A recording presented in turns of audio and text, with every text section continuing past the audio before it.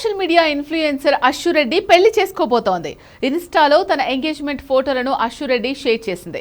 అయితే తాను పెళ్లి చేసుకోబోతున్న వ్యక్తి ఎవరు అనేది మాత్రం ఆమె రివీల్ చేయలేదు. ఫేస్, పేరు రివీల్ చేయకుండా తన ఫియాన్సీ చేతిని పట్టుకున్న ఫోటో, ఎంగేజ్మెంట్ రింగ్ ఫోటోను మాత్రం షేర్ చేసింది.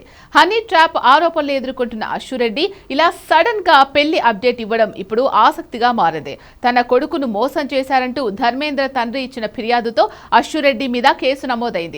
ఈ కేసులో విచారణకు రావాలంటూ ఇవాళే అశ్షు రెడ్డికి ఆమె తల్లిదండ్రులకు సిసిఎస్ పోలీసులు నోటీసులు జారీ చేశారు. తన మీద నమోదైన ఎఫ్ఐఆర్ను క్వాష్ చేయాలంటూ అశ్షు రెడ్డి హైకోర్టులో పిటిషన్ వేసింది. కానీ ఈ పిటిషన్ను కోర్టు స్వీకరించకుండా తదుపరి విచారణను జూన్ 9కి వాయిదా వేసింది.